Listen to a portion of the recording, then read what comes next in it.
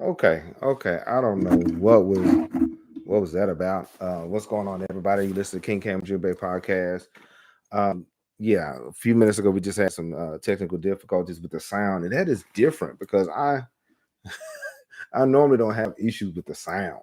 Okay, but yeah, much love to the fam. I really appreciate you guys coming out. This is a little different. Normally I don't do um lives as much as I used to, and so for this to come out with a hiccup like that, that's pretty different. But um, for those who are here, shout out to brother Elliot. He invited me last week uh, to the brothers brunch or book club, and it was great. It was really great. We had a good time. We engaged in some conversation. We was in the book The Miseducation of the Negro by Carter G. Woodson, which was really good. It was at Sankofa, and I had a good time, and I really appreciate that. And so today's topic: why we should study 21st century African American history. This is a revamp because a few minutes ago, I don't know what happened, right? But I really appreciate you guys. Don't forget to subscribe if you haven't, because we're about to get into it. We're going to deal with Black History Month. Um, I was I was kind of debating whether or not we do it, but I'm gonna have to do it my way. Okay, that's the only way I got to do it. So why study 21st century Black history? Why should we get into it like that? Shoot, the last 25 years has been epic. Okay, normally during Black History Month, we normally would deal with, say, post 1865 Reconstruction period. Okay, thank you, brother Elliot. Yeah, you can. All right, you can hear me. I was struggling. I'm like, I was talking, but nothing was. Y'all can hear nothing. Okay, but yeah, I appreciate brother Elliot coming through. I know he was enjoying his rest. I really appreciate that. But normally we deal with Black history in spurts. We would deal with, say, the Reconstruction period. We would deal with civil rights movement, and that's about it. But the last 25 years have been legendary, and so we have to understand. There's a couple things I want to address. We have to understand, first of all, contemporary social dynamics. Second one, highlighting African American contribution, and if we have time, we get to the third one, combating historical erasure and misinformation. Okay, so this is the reason why. There's basically three reasons why we should study African American history in the 21st century. I mean, from 2000 all the way up to 2025. Okay, 21st century, understanding contemporary social dynamic, highlighting African American contribution, and combating historical erasure and misinformation because it is happening. Okay, for those who don't know, I do teach social studies, I do teach history, and so a lot of stuff gets omitted because it's not on a standardized test, but it is up to us to share that information, right? So the 21st century has witnessed profound social shifts that has redefined race relations and systemic in inequity. Studying African American history during this era, during the 21st century, will provide insight on how fast injustices shape modern realities. One key aspect is the emergence, of course. A lot of people like to use that as a cuss word, Black Lives Matter. That movement was a global force against police brutality and systemic racism. We have to be honest. After the civil rights movement, it was not a lot of things happening when it came down to, not on a massive scale, not on a massive scale, maybe on a local level, but not on a massive scale to where organizations were getting organized to have that discussion. Okay, about police brutality, about issues in the community. Yeah, there was some the NOI and many other organizations from time to time would say something, but at that level, not that much, right?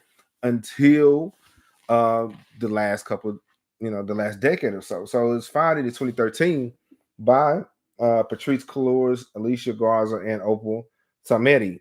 So Black Lives Matter (BLM) become a pivotal platform for addressing issues such as mass incarceration, economic equality, and voter suppression. It is still happening, with or without the organization. Is it still happening? Yes. Okay. Now, to my understanding, they're trying to find out other ways of incarcerating people. Okay. In matter of fact, dealing with probation, these people, with ankle bracelets and so on, they're outside of prison, but they're stuck at home for 23 hours a day. You see what I'm saying? Prison without walls, right? And so we have to deal with this. We have to call a spade, right? So the Black Lives Matter movement impacts extend beyond protests. That's the thing. Normally, when people hear about these organizations, say much love to the Black Panther Party and many others, you see them getting active, but you don't see them doing other things like providing free breakfast and lunch for young people. Okay, you always see them wearing their leather jackets and all black and doing this, but you don't see them filling out paperwork and making sure things are running as smooth as they should be, right? And that's the thing. We gotta get out of, say, romanticizing the movement or those movements. We got There was some work behind that. There was some effort behind. There was a lot of meetings, and I would tell you, I do not like meetings, but you got to go to them, right? You got to be in the room. And so they had those meetings. They had those conversations before it got to this point. Okay, so they wanted marginalized voices to be heard. And so, for example, following the murder of George Floyd in 2020, protests erupted worldwide. This was a worldwide thing. The fam out there in Nigeria was upset. You see what I'm saying? It was not just in the United States. It was a global issue, and it was put on display for everybody to see. Okay, and so, and even still, I think it is still echoing, dealing with that incident. So this kind of thing led to policy reviews and policing and heightened awareness of systemic racism. By studying movements like Black Lives Matter, we gain clearer picture of the intersectionality of social justice. It's not just, say, race, but it's race and class, race and something else. You see what I'm saying? That's what they call intersectionality. Where, like at the intersection of a street, these two streets are crossing here. So these issues are crossing here at this place. So it's not just we see intersectionality, say, in education, where the student, he's struggling academically. Why? Because he's not focused. Why? Because he's hungry. So let's deal with that. Okay. Or let's deal with, say, okay, we got him something to eat, but now there's a deficit somewhere. What's going on, Brother Mo? I'm glad y'all can hear me, because I was really talking loud and saying nothing, right? So, yeah, we're talking about why we should study 21st century African American history. Yes, sir. Yes, sir. We about to get active. So this is this is Black History Month. We're about to be in Black History Month, and I got to do it my way. I can't do what everybody else is doing. And I was told to, if I drive my own lane, no matter how large or small the lane is, I'm gonna pick up somebody, right? So, but yeah, so we're understanding contemporary social dynamics. So, additionally, studying African American history in the 21st century, last 25 years, reveals how historical marginalization has evolved. Okay, because it's no longer, say, redlining, it's no longer Jim Crow issues, it's no longer um, the white neighborhoods and the Black neighborhoods. It's finessed its way into other things. So Sister Michelle Alexander, she got a real good book, The New Jim Crow. That's really good. That's a really good book, y'all. Check it out. Illustrates how mass incarceration functions as a modern day racial case system, disproportionately affecting African Americans. This analysis challenges simplistic narratives about racial progress and emphasizes the need for systemic change.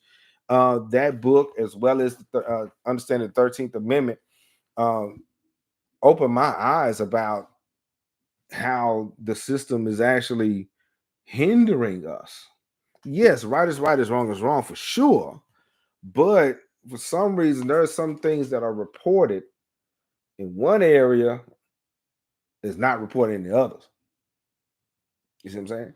So, and she highlights that. So, This analysis challenges simplicity narratives, like I said. Furthermore, contemporary events such as racial disparities, dealing with dealing with COVID. Okay, when that happened, it really amplified the health issues in our community. Okay, a lot of us lost people during that time because we was out the gate, we wasn't getting the help that we needed. But then it really showed up that not only we wouldn't get the help we needed, we weren't as healthy as we should have been. Okay, so this reveals significant health disparities, with African Americans experiencing higher infection and mortality rates, often due to pre-existing social and economic inequalities. Some of the president's projects will hinder us during his presidency. Yeah. A lot of people, shout out to Brother Mo. A lot of people confused. They didn't understand that the Affordable Health Care Act was for everybody, and they just focused on Obamacare. Bro, that was the Affordable Health Care Act. You see what I'm saying? Yeah, you gotta read the paperwork. This is not a bowl game. This is not football, us versus them. This is one of those things where it impacts everybody, and some people are pulling plugs everywhere, not really understanding where the power source is. Yeah. So understand. Yeah. So understanding these dynamics is not only academically enriching, but also socially essential. It equips individuals and institutions with the tools to recognize and dismantle systemic barriers. So, not just pointing out the problem, but doing something with it. Okay, I am a solution-based person. After a while, we know what the problem is. So, what are we going to do? Okay, so like my little cousin used to say, so what's next? Okay, yes, we know what the issue is, but is there a solution? And I've been told the solution is in the problem, right? So by delving into the intricacies of contemporary African American history, we better understand the challenges that persist, right? So before we get to the next point, which is highlighting African American contributions, where are you guys from? Where are you from? Okay, put in the chat. Let me put this in here. I am from Dallas. Okay, I'm from Dallas. Tell me where you're from. All right. Don't say Pluto either. All right, tell me where you're from. Okay, shout out. Okay, brother Mo, Dallas. Okay, tell me where you're from. So we're about to highlight number 2, highlight African American contributions. So, yeah, yes, sir. So we all Dallas boys in here. We ain't got nothing else to do. Oh man! But speaking of having nothing else to do, Queen Cam decided she accepted an engagement today. Like, so it is a skating function. It is a skating function. Guess what time this function is? I have to get out the community for me. My kids. Yeah, I understand. I understand. I get it. Sometimes we love where we're from, but sometimes we can't embrace all of that. You see what I'm saying? So sometimes you got to move up and move on. You know, for you and yours, right? But yeah, so we have a skating event. It's at 10:30. I got a question. Should I, after this live, should I go ahead and take a nap? Because it's 10:30 tonight. Remember, I had school.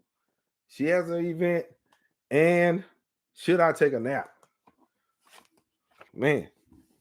But yeah, so let's get to it. So we gotta we gotta highlight some of our contributions. We did contribute to society.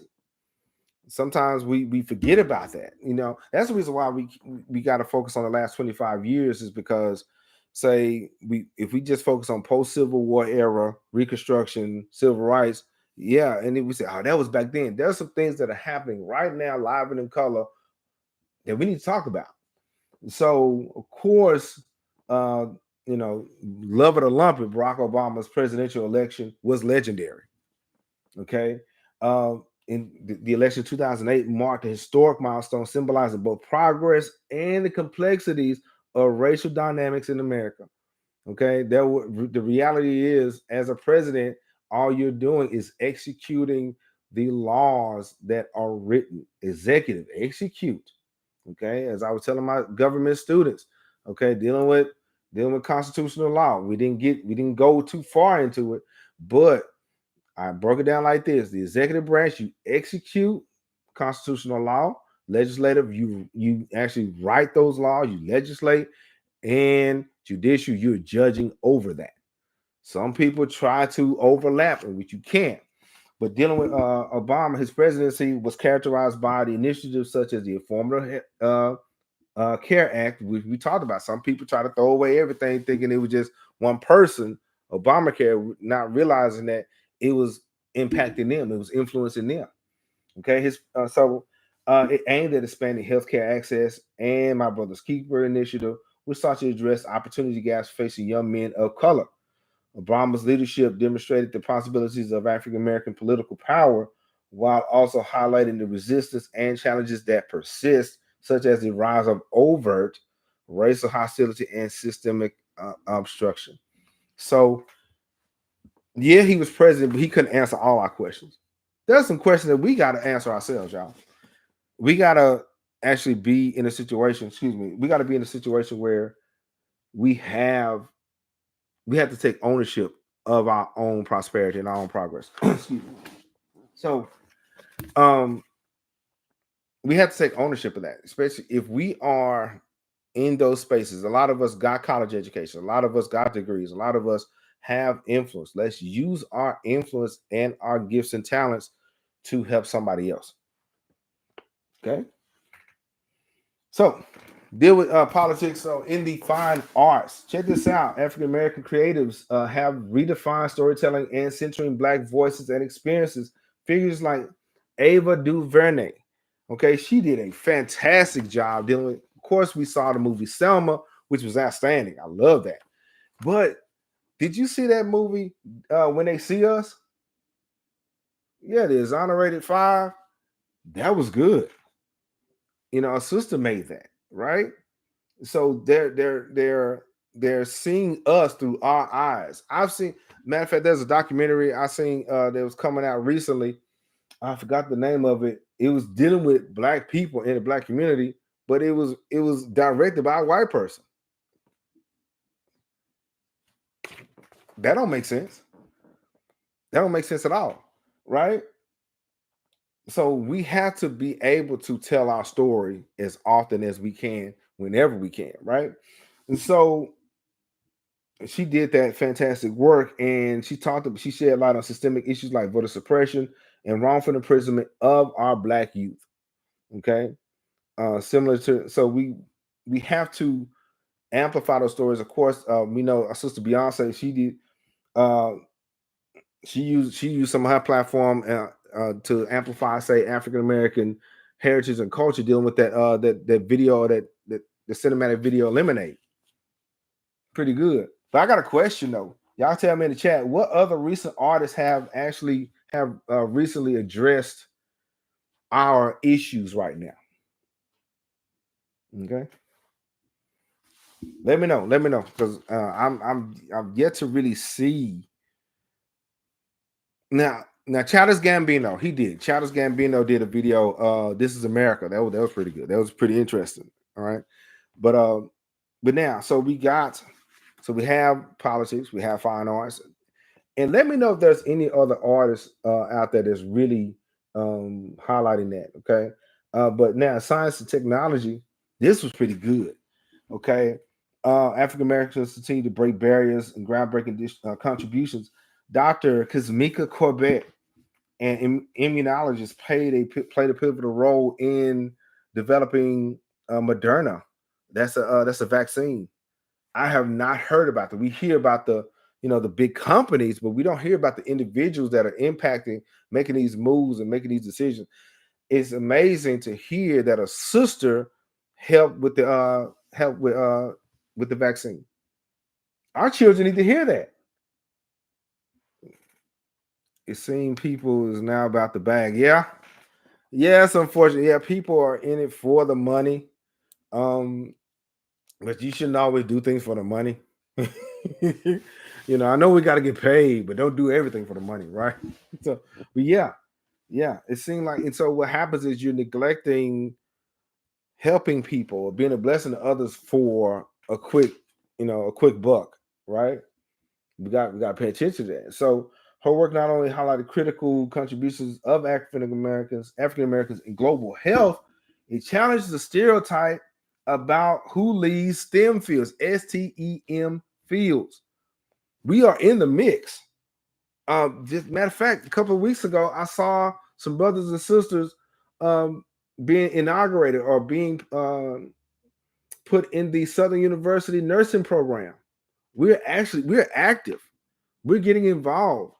Matter of fact, shout out to my son. He just Prince Cam. He just won his another track meet. His 400, but he is into computer engineering. So a lot of our children are in STEM. And then somebody mentioned, yeah, he's out there in Oklahoma getting it in. But a lot of our children don't see adults doing it, but they don't realize they are making history themselves.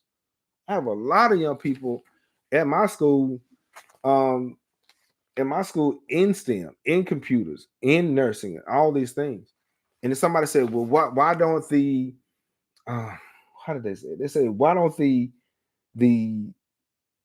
icons, why don't the famous people mention STEM? They may not know much about it, number one. Number two, if they don't know about something, why do you expect them to speak on that? See what I'm saying? We're doing them a great disservice. But what they can do and what they should do is discuss the importance of education. Education is, oh man, education is freedom. Okay, and we still need it. We still need it. Okay, so we make contributions in the fine arts, in sciences, in STEM, politics. Okay, Sister Crockett is making it happen in the house. Of course, she's a Dallas girl, so you know how that go. So serious business, right? So, we talked about understanding contemporary social dynamics with Black Lives Matter and other political movements in 21st century, highlighting African American contributions. But I got a question. We finna end this. We finna go ahead and end this beef right now. I got a question. Serious question. Grits or oatmeal? We couldn't resolve it last time. Grits or oatmeal? I didn't know because people like Sister Linda and Baba Shabaka, they saying both. No. If you had a choice, if you're at the restaurant and getting breakfast, grits or oatmeal? Put in the chat, comment. I ain't gonna say. Because matter of fact, H-Rap Brown's Ghost, he said, look, he had something serious to say about them grits. Grits or oatmeal. Okay. So one more thing.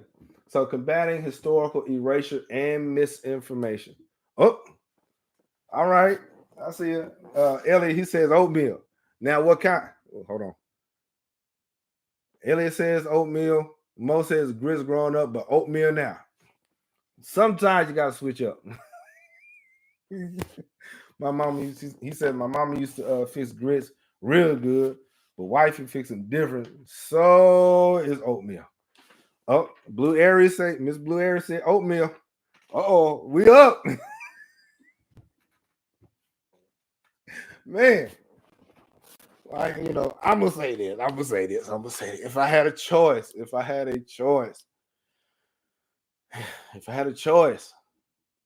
it'd be oatmeal with cinnamon. Brown sugar, yeah. So my daughter, she loves, she would make some oatmeal real quick. Okay. But yeah, so we solved that. One. All right. But now, already, yeah. So combating historical erasures and misinformation. So the last 25 years, there has been not only gentrification as far as physical location, but there's been gentrification of information. They've been finessing our information. Okay. So African American history, even in the last 25 years, is often marginalized or misrepresented. Like I told you, there was a documentary on black children, and a white person was putting it together. Right? So studying this history allows us to confront and correct these inaccuracies. For example, the narrative surrounding protests and activism often reduces these events into isolated incidents of unrest rather than acknowledging them as part of a broader struggle for justice. Okay, scholars like Ibram X. Kendi have emphasized the importance of studying racism as a systemic issue rather than a series of individual acts. Okay, this is not a one-off situation. Just like those problems weren't one and done. The organizations that we're part of, that we participate in, some of the protests is an ongoing thing. And so, and the thing about it, Malcolm X, when he left the nation, I can't say that I'm very knowledgeable in the works of Minister Malcolm. But he realized that this was once he left the United States, he realized that this was a global thing, and he tried to make some adjustments. Matter of fact, we will talk about Minister Malcolm next Tuesday. Somebody asked me about Malcolm X, and so we're gonna deal with it. I told you we're gonna do Black History Month. We're gonna do it the way we do it best. So the fam is asking, so I'm gonna answer, right? So we're gonna talk about Minister Malcolm next week, but So Kende, his work Stamped from the Beginning provides a framework for understanding how deeply entrenched racism is in American society, okay, and offers strategies for combating it, not just providing problems, but what's the solution, right? So the role of media in perpetuating stereotypes of ignoring African American achievements further underscores the need for this study. There are some stereotypes and tropes that are still being played.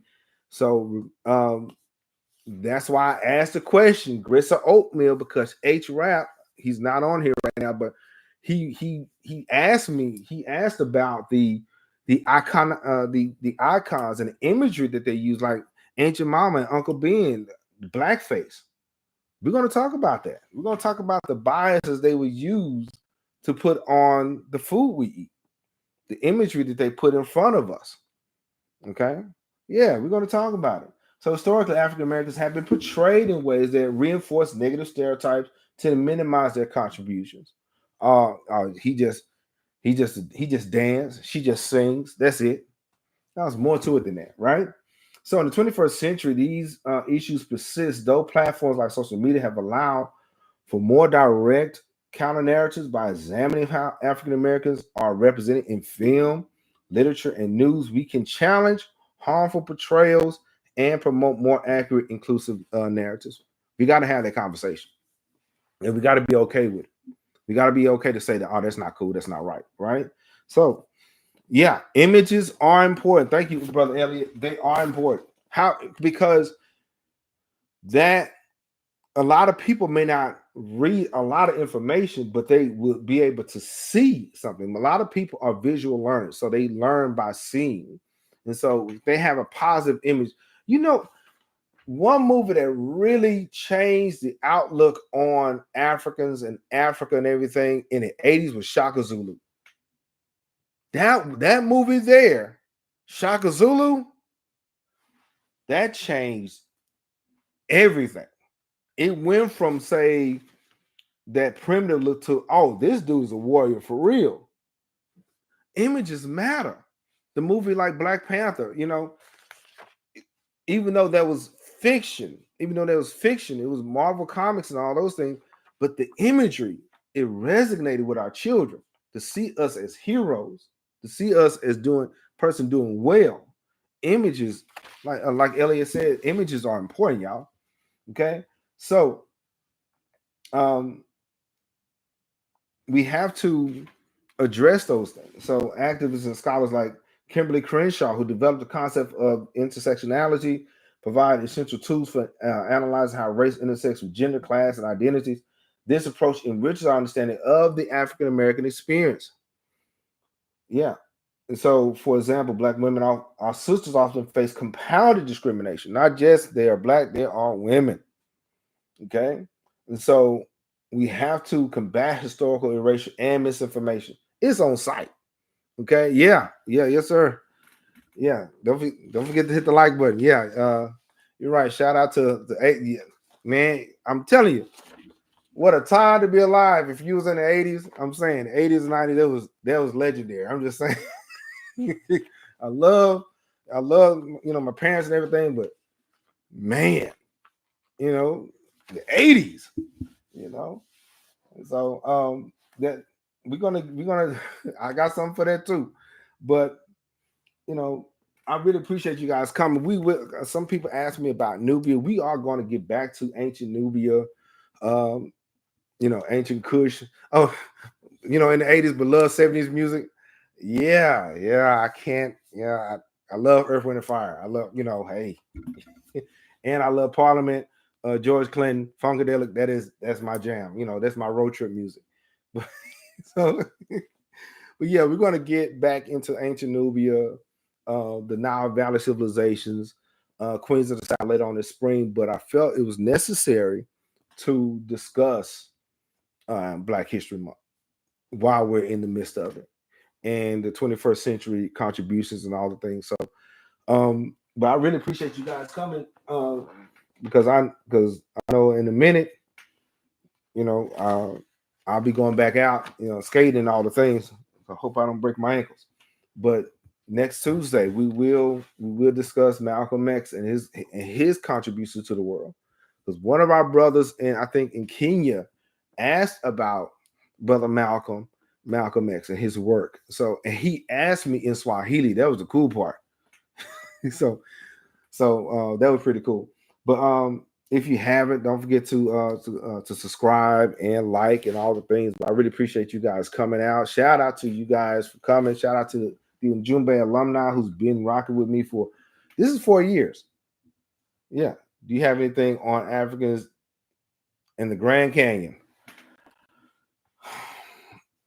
I heard about it, but I haven't read much on it. And I know, and the reality is, African. And Brother Mo's asking, do you have anything on Africans and the Grand Canyon? Africans traveled before slavery and were present around the world. He is right. Brother Mo is correct.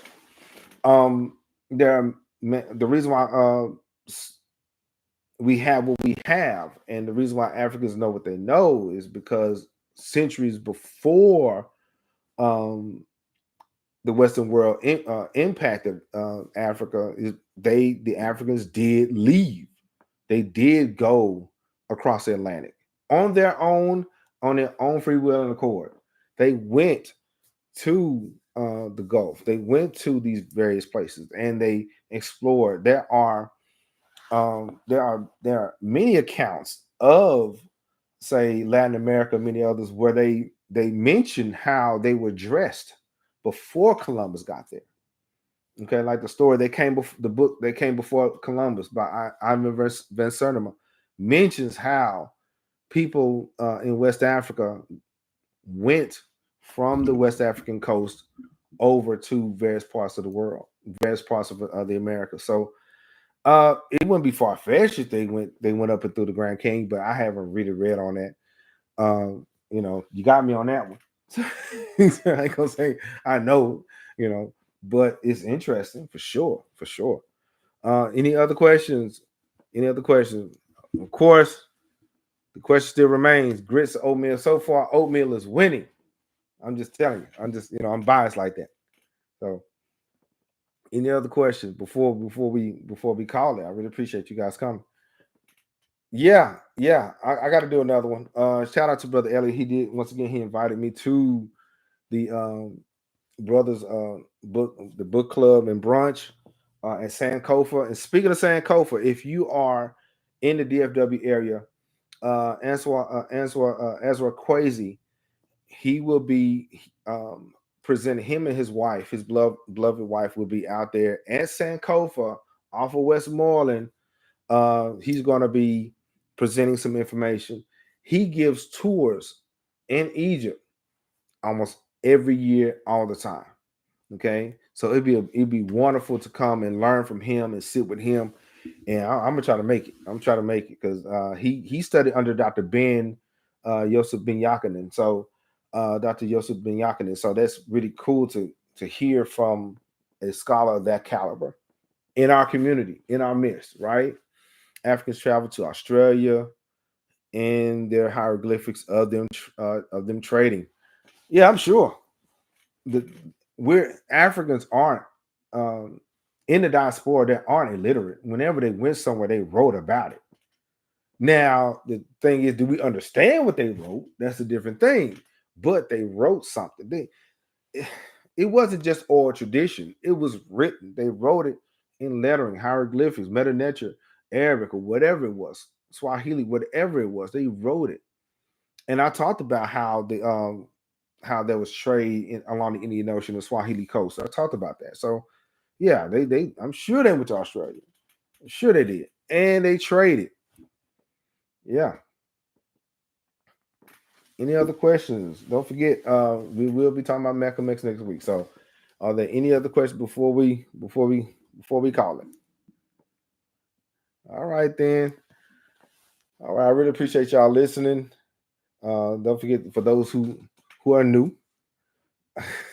No problem. Great job. Thank y'all for coming. Thank y'all for spending time, putting up with these technical difficulties. I was talking loud and saying nothing. I had to plug some stuff in and get my life together. But I really appreciate you guys coming. And don't forget to subscribe. And I will talk to you later. Appreciate you guys coming. All right.